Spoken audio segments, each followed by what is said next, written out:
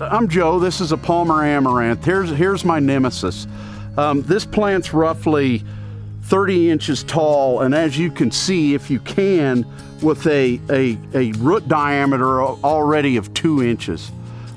These things will get up to 6 foot tall at harvest time without control, and a root diameter of 4 to 5 inches. So they'll literally become a small tree out in the field. It becomes almost impossible to harvest this plant with the rest of the biomass.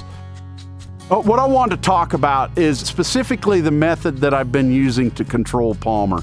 What we're using is an Agri-Inject chemigation unit.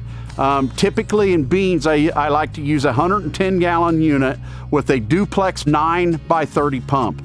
We use the 9 gallon per minute side to put herbicides on. I spoke of the rate of being 2 quarts per acre of Eptam. It's a high use rate herbicide. That's a half a gallon an acre. On a typical 130-acre circle, that's roughly 65 gallons that I have to put in a chemigation unit. And then we're adding another 20 gallons of dual. So we've got about 85 gallons that we're putting in the 110-gallon unit, and then we top it off with water. One key point that I want to bring up that's not a very common practice is we always use a compatibility agent. We'll use a compatibility agent of like a half a gallon of this. That will allow the mixture of all these chemicals to come into solution and stay in solution with the Agri-Inject unit. We will then start our sprinkler at between 5 and 65 hundredths, which will roughly be about a 36 to a 48-hour circle. We calibrate the unit. It's a standard operating procedure at our farm that after we start the unit, we come back within 90 minutes to 120 minutes to recheck the unit. At that time, if the unit is pumping correctly, we're fairly comfortable that we're good to go. It will take you roughly an hour to an hour and a half to set the unit up. It's not that hard to do.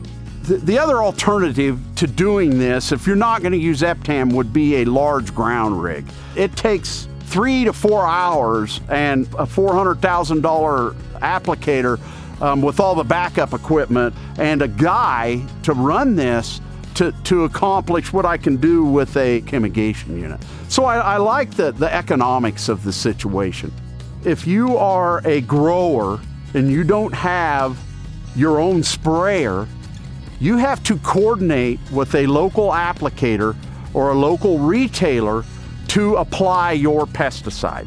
Every day that goes by and this applicator can't get there because he's got other obligations, you're losing the effectiveness of your application. When you've got your own chemigation unit sitting at the field, you know, it's totally up to you to get this done on a timely manner.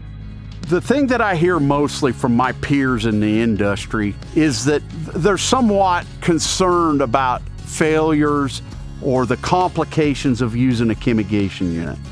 I can reassure you that it's not that complicated. It takes a bit of training, but there's no reason to be intimidated by these systems.